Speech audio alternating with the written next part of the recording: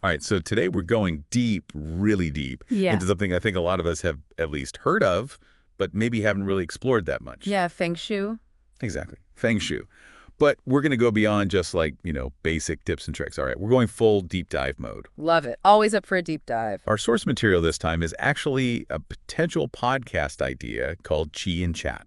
Wait, so a podcast about Feng Shui in a podcast? Kind of meta, don't you think? Right, that's what I thought too. Pretty funny. But the idea here is they want to make Feng Shui relatable, like something you could just chat about. Makes sense, because Feng Shui can seem kind of intimidating, all those rules and elements and whatnot. Exactly. But this Chi and Chat concept, it breaks it down. Like the name itself, Chi, which means vital energy and chat, just casual conversation. Yeah, it sets a very different tone. It's not some ancient mystical practice you got to be an expert in. It's like, hey, let's chat about how to improve the energy flow in your home. Exactly. And one of the first things they talk about, which I think is super relevant to like everyone, is decluttering. Ah, decluttering, the eternal struggle. Right. But they connect it to energy, which I found fascinating. Have you ever noticed how like a cluttered space can make you feel kind of stressed or overwhelmed? Oh, absolutely. It's like visual noise, you know? Your Yeah. mind can't relax because it's constantly processing all that stuff. And in Feng Shui, clutter is seen as stagnant energy, blocking the flow of positive qi. Yeah, like it's all this unfinished business, visually and energetically, Hmm. just kind of weighing you down. Exactly. And it can be really powerful to clear that clutter, not just physically, but mentally too, like you're Right. making space for new energy and opportunities to come in. I love that. And speaking of making space, they talk a lot about the entryway. Why is that so important in Feng Shui? The entryway in Feng Shui is called the mouth of qi. Think of it as the main portal where energy enters your home. So if your entryway is cluttered, cramped, dark. It's like choking the flow, right? Before it Yeah. even gets inside. Exactly. You want to create a welcoming, inviting space that allows qi to flow in freely. Make it well lit, keep it clean and organized. So, like, first impressions matter, even for energy. Totally. And that goes for every area of your home, but the entryway is kind of like the first handshake, setting the tone for the whole house. Now, another area they dive into is the bedroom. And this one, I'm actually curious about your take on it, bed placement. Yeah, I've always been a bit skeptical about that. Like, does it really matter where your bed is facing? Well, in Feng Shui, they say it does, and here's why. The bed is where you spend a significant chunk of your life, right? You're sleeping, resting, recharging. True. So it's considered a powerful energy center, and where it's positioned can influence the quality of your sleep, your energy levels, even your relationships. Okay, so like what? Uh, What are the big no-nos when it comes to bed placement? One of the main things is having your bed directly in line with the door. It's called the coffin position. Yikes, that sounds ominous. Right. It's because it creates a straight line for energy to rush in and out, which can be disruptive to your sleep and make you feel uneasy. So not exactly the peaceful sanctuary you want your bedroom to be. Exactly. Another thing is having your bed directly under a window. It can make you feel exposed and vulnerable, like you're open to the elements and outside energies. That actually makes a lot of sense. I have definitely felt that way sleeping under a window, like I can't fully relax. Yeah. And then there's a whole thing about what direction your bed faces, but that can get pretty complex. The main point is your bed is a major energy point, so being mindful of its placement can really make a difference. So it's not just about picking a pretty headboard. Nope.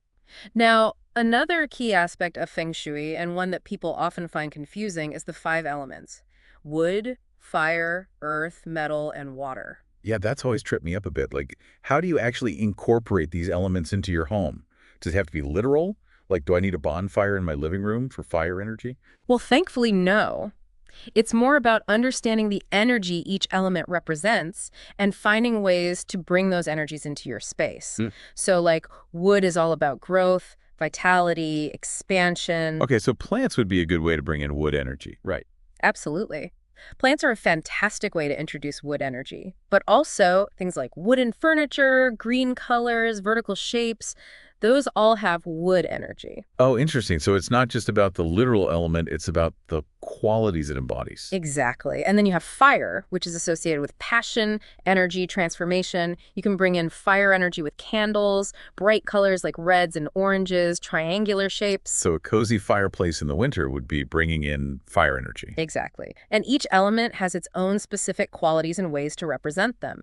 The key is to create balance among the elements in your home. So it's not just about adding adding a bunch of random elements. It's about understanding how they interact with each other and with the overall energy of your space. Exactly. And one way to really boost the energy of your home is to bring in more nature. Okay, that makes sense. Like plants, we talked about those. But what else? Yeah, plants are great, but also natural materials like wood, stone, cotton.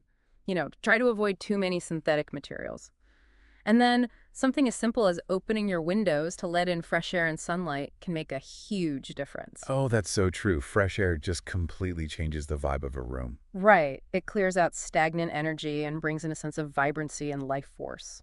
Okay, so we've talked about decluttering, bed placement, the 5 elements, bringing in nature. Is there anything else this chi and chat idea touches on that you think is really important for people to know? One thing I think is really cool about Feng Shui and something they emphasize in Xi and Chat is the connection between your living space and your inner world, your mental and emotional state. Yeah, I've always felt like my surroundings can really impact my mood. Exactly. And Feng Shui acknowledges that. They see it as a two-way street where your environment affects you, but also your energy affects your environment. That makes a lot of sense. So if your home is chaotic and cluttered, it's going to reflect back on you, making you feel more stressed and scattered. Exactly. But the good news is you can use Feng Shui to consciously shift that energy. So if you're feeling overwhelmed, maybe try decluttering a small area. Or if you need a boost of energy, bring in some bright colors or light a candle. So it's almost like a mindfulness practice, paying attention to how your space makes you feel and making adjustments to support your well-being. Exactly. And it doesn't have to be complicated. Simple things like lighting candles, burning incense, playing calming music, those can all shift the energy of a space and have a positive impact on your mood. It's almost like an energetic dialogue between you and your home. That's a great way to put it. It's about creating a space that not only looks good, but feels good, a space that supports your goals and intentions and helps you thrive. I have to say, I'm feeling really inspired to try some of this out in my own home. Me too.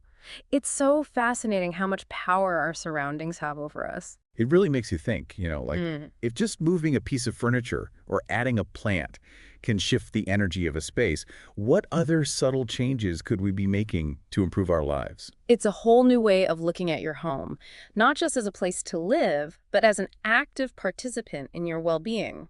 This whole chi and chat idea, I think it really has potential.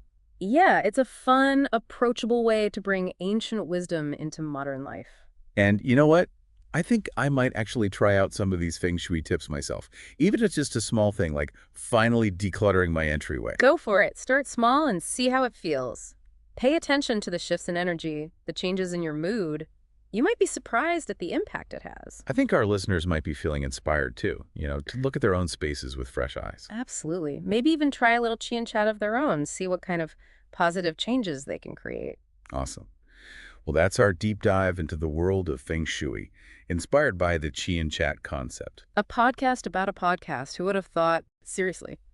But hey, it got us thinking about the energy in our homes. And I don't know about you, but I'm feeling ready to make some positive changes. Totally. It's all about creating a space that supports us, inspires us, and helps us live our best lives. And who wouldn't want that? Exactly. So thanks for joining us on this deep dive, and we'll catch you next time for another fascinating exploration.